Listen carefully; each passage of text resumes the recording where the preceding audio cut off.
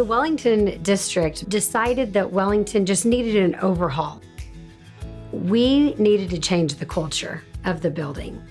We needed this to be a place that teachers wanted to come and work and that they had buy-in and felt like they were part of the decisions, because after all, the teachers are the ones that are in the trenches doing the hardest job. Redesign was a potential to drive change within our district. I think Wellington's board and superintendent at the time felt like it was a piece that could really help drive some change within the district in a positive direction, and also put the district in a place of leadership in the state.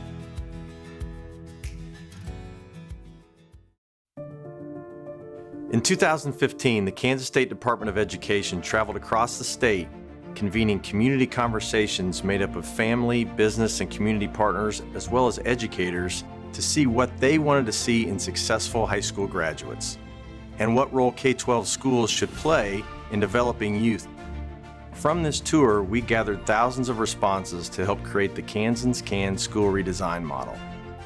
Kansas Redesign focuses on 4 principles: student success skills, community partnerships, real-world application, and personalized learning. Starting with just 7 school districts and 14 schools, Redesign has grown to over 190 schools in 71 districts, doing incredible work. The journey has not been easy, but schools will tell you it has been worth it. Join us as we share 6 of these compelling redesign stories. So our district have incorporated a lot of redesign components. Project-based learning was one of the first things that we decided we needed here at the school. And personalized learning is another huge area that we focus on here at Kennedy. And we start all of these traits from kindergarten through 5th grade. We don't wait till the students are in 3rd or 4th grade to do it. We start it very, very young. So the students have a lot of personalized learning, a lot of buy-in to what they're learning and how they learn, depending on their learning style. Wellington is a town of approximately 8,000 people, and about 1,500 of those are students in our district. We have a lot of aerospace support industry here in town. We also have a large railroad presence here in Wellington, and obviously we are the wheat capital of the world, and so ag business is very huge here. So we have a lot of different industries that drives our community, and just a great community.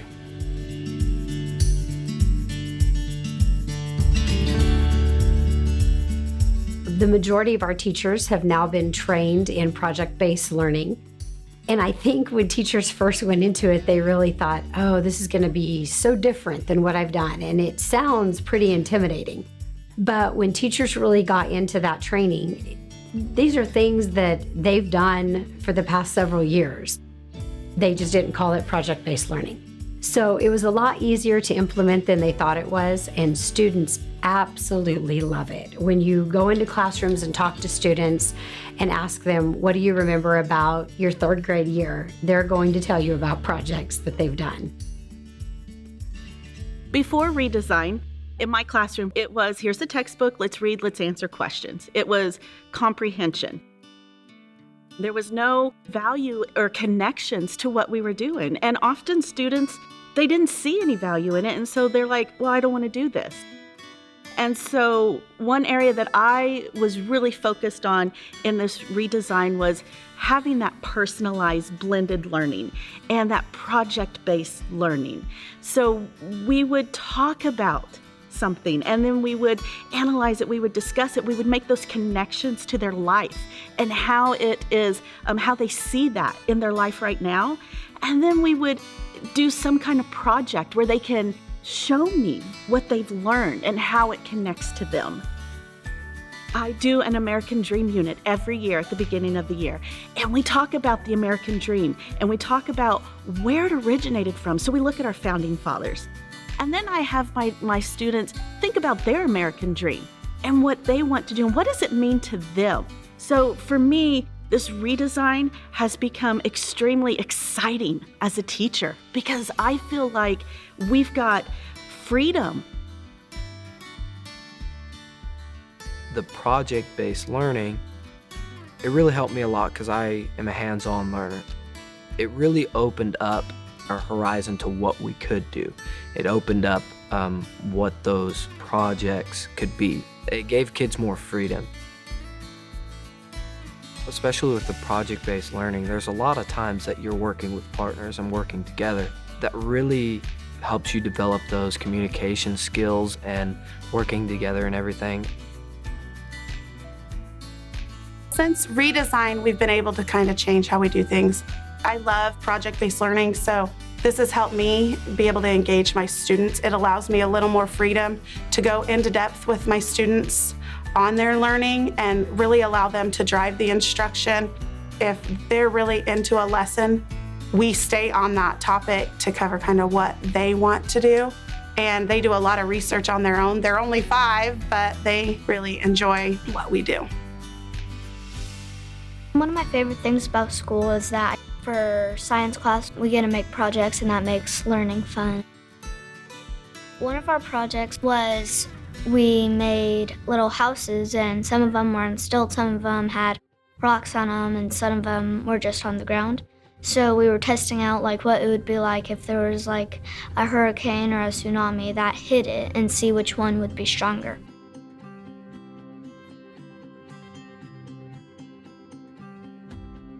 We're seeing with our kids that they're becoming more independent and they're wanting to deepen their education themselves, which is huge.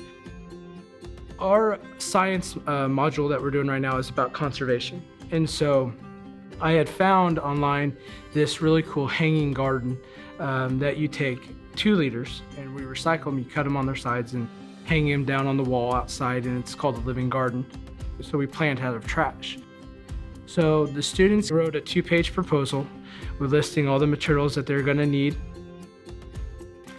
One of the kids made the comment of, well, I want to do potatoes. I've never done potatoes. I said, well, unfortunately in a 2-liter, the potatoes grow on the ground. We can't do that this time. And I go, for us to do that, we'd have to have a garden. And so he just bluntly says, then why don't we? I said, unfortunately, you guys wouldn't be part of that because by the time I would give money and everything, they're like, and so they said, well, it doesn't matter. We want that for the next grade. So they wrote a proposal for their hanging garden, and I wrote a proposal for a community garden. My students, they're starting to think deeply and not about themselves, but how they can affect others. And it wasn't even just, they wanted to create the garden. They wanted to take the extra produce and then give it to food banks. They don't want to sell it. They don't want to make money. They want to donate it so that people who can't have things or have fresh vegetables or access to them have that through the food banks.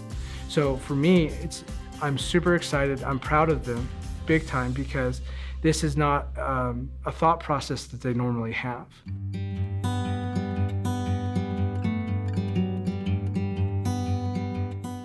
We have a class here at the high school that's called Crusader Connections or CrewCon, and that's where we see a big focus on the social emotional learning.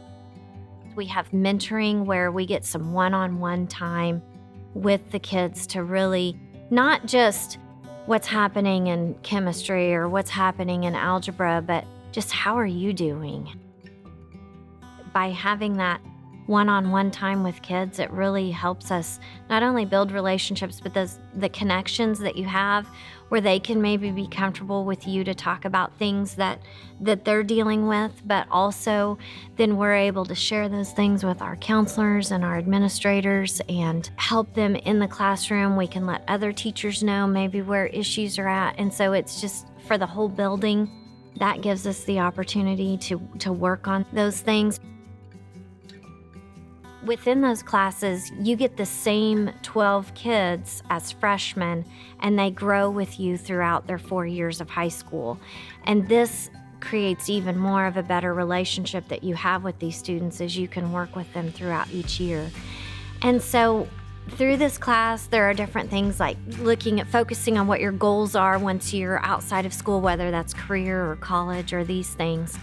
And so there are different lessons or reading materials or videos or things that the class will be working on. And then while that's happening, you're able to sit down separate from the rest of the class and really have that one-on-one time.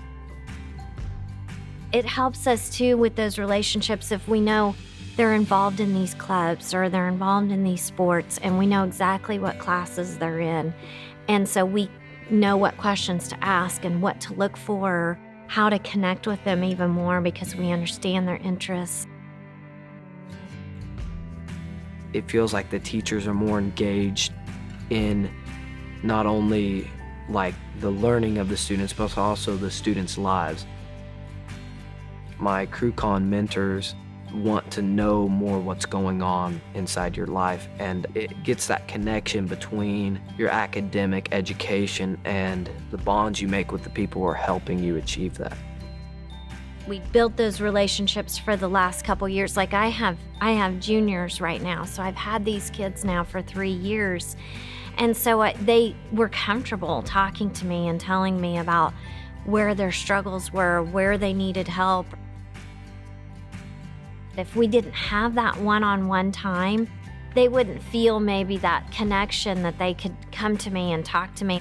I feel like these 12 kids that I have in my CrewCon, like that we're extremely close and comfortable with them being able to say, this is working and this isn't.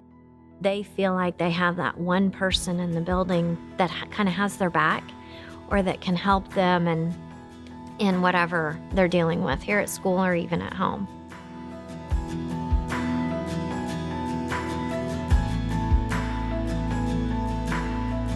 Every school in redesign faces struggles. You don't make these magnitude of changes in your schools without sending waves through the community and through the school. At Wellington High School, one of the struggles was they adopted a tool. It's an online platform that students could go on and access learning materials. They could personalize their learning experience through that platform. The platform was not received well, was not embraced by everybody in the community, and that's fine. So they did away with that platform. But they're not doing away with project-based learning, with personalizing learning, and with mentoring their kids. They're still going to do that. So even though, yes, there's some struggles over maybe the curriculum or tools or those kinds of things, the bottom line is they're still focused on doing the right thing. One of the things about redesign is it's constantly changing. You're not just saying, okay, we're going to do project-based learning and here we go. You have to determine what are the positives of project-based learning, what is not working for the second grade level or the fourth grade level. And you have to make adjustments constantly as you're going to meet the needs of your students. So that's one thing our district did. We kept the components that we loved and we incorporated it into other pieces of academic learning and just so that students could be successful in those areas as well. Starting my sophomore year, we started with the Summit platform, which was meant to be a more flexible, kind of learning on your own and growing as a class idea. The main thing that went with that is that we were on a flex schedule to try and give us more time to work on projects and classes and do things like that. When we first started the flex schedule, we only had the freshman and sophomore classes on it, and the junior and senior classes were on the regular schedule. I had been ahead in a couple of my classes. I was taking junior level math and English, so that made my schedule really difficult, having the school on 2 separate schedules. And then it seemed like every semester the schedule would change. They'd change it to give more time to the students who were falling behind, who weren't keeping up with the work. And for me, it was a little frustrating to have consistent changes.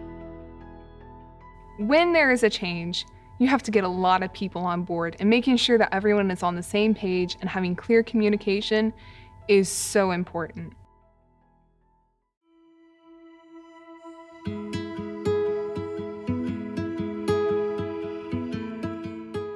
We are definitely a school that has a wide variety of students and their learning abilities also. We have so many different learning abilities with kids. So it's a very interesting journey every day to come and see those kids. And even those kids that come from the wealthy families, they often have problems that those kids that are in foster care or from the low-income families have also. So even though there's that difference in socioeconomic status, their worries and their concerns and their problems are almost always the same. Traditionally, school districts have worked with counselors, which are a vital asset to every school team. We've started also bringing in social workers because they have just a little bit different experience with the needs that our particular students have. We have students that are very high at risk and a large poverty background, high trauma background. So the experience that our social workers bring in is invaluable. We also work with Sumner Mental Health Center, which is our local mental health organization, and they bring in therapists to all of the schools. That was first piloted here at Kennedy, so we got to see firsthand the positive experiences of that. But that has been tremendous for our students to both have that level of support here at school, but also it's been great for our staff to be able to collaborate with those therapists to find out what those students need to be more successful.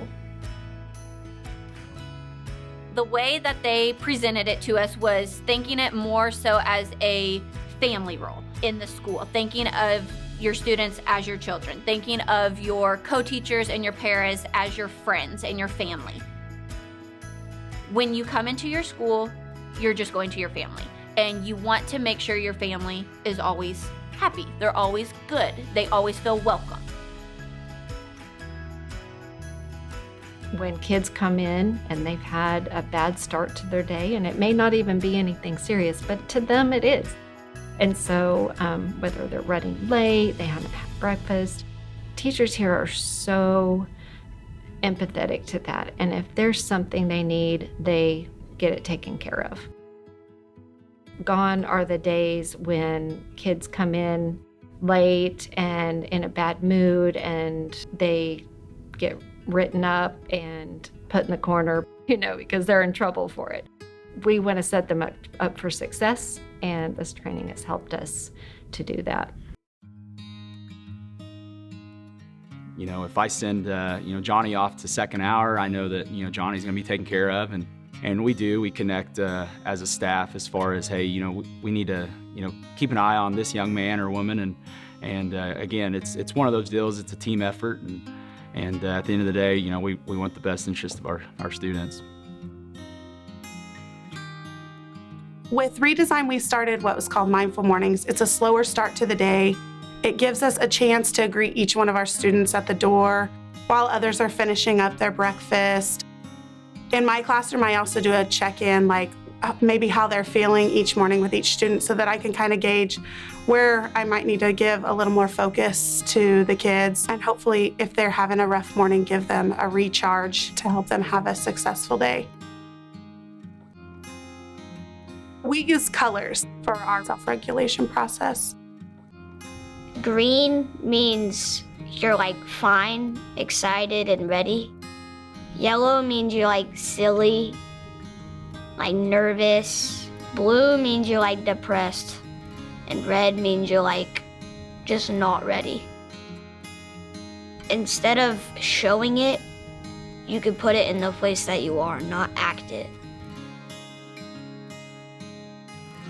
Each teacher gets 2 to 3 kids from each grade level, from K to 5. And so we do what is called a family time once a month, to where all of our kids come into our classrooms. So we have a character trait each month that we focus on with our class. So this month, for example, is trustworthiness. So we come in and we get our family with us, and we do any sort of trustworthy activity, talking about what trust means to children, talking about what trust means between adults, teachers and students, how they can understand that trust is obviously something that is very important in life. And the 5th graders buddy up with a kindergartner, 4th grade with 1st grade, vice versa, anything like that. to help them understand that even though they're 4 or 5 grades apart, they can still become a family. Very good. Yeah.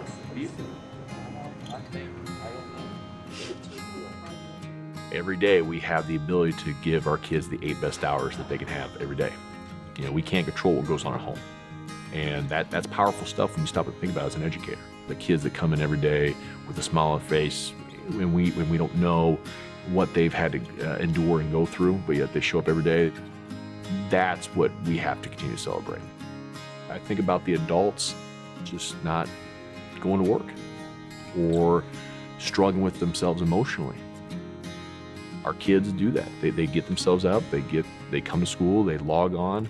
Those are the small victories we have to continue to celebrate.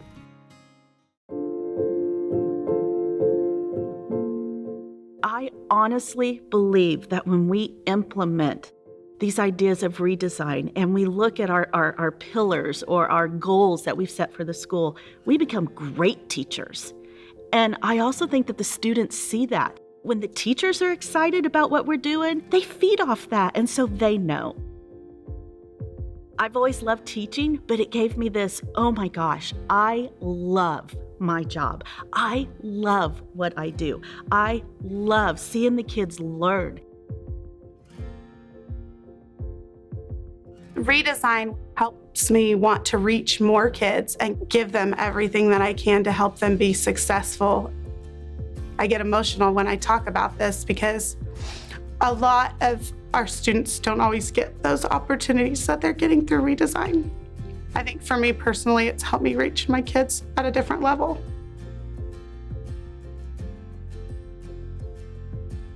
What I would tell other districts who are thinking about redesign is you have to really get buy-in at all levels. It's obviously important to get buy-in from your staff because they're going to be the ones that are implementing this every single day with the students. Let your staff go out and tour the redesigned schools. Let them really sit down and have heart-to-heart conversations with teachers about what went well, what didn't go well, what changes did you make throughout. But I would also say be very transparent to your parents and your community about what's going on. Redesign is a community model. You don't just want to benefit your students. That's obviously the ultimate goal, is to increase student learning. But you also wanted this to positively affect your school, your district, your parents, your community as a whole. Get input back from those stakeholders. What changes does your community want to see? Are businesses concerned about the attendance rate? And how do we improve that at schools so that when students go into the real world to get a job, they're prepared to go to work? Find out from parents what concerns they have. Are your students struggling to do homework at home? And what can we do to support you? It's such a fun time when you get these quote unquote kids that are 14, 15 years old when they enter your building. And in 4 years, they are young adults and they're ready to go and tackle this world, if you will. Our teachers do a really great job of helping them along that path. There are countless people in that building that come to work every day, smile on their face, and we're gonna have a generation of kids who will be better for it. We're gonna have a generation of citizens that are gonna be good taxpayers, quality citizens, quality moms, quality dads, because they brought a smile to kids' faces during this time. I could not think of a better team than what I have. And all I can do is say thank you. Redesign couldn't be what it is without your staff. Every single staff member at your building, from your secretary to your teachers, your paras, your custodian. It's not just the leader that drives this. It's the teachers that drive this. It's the staff that drive this. And I'm very fortunate at Kinney to work with an amazing staff who will do anything I ask. They will try anything, no matter how crazy my idea is. They will try it, and they'll give me feedback that I need, what's working well, what's not, and really, they're the reason our students are experiencing success. Every single staff member that are in the walls of these schools are the reason that our students are experiencing success.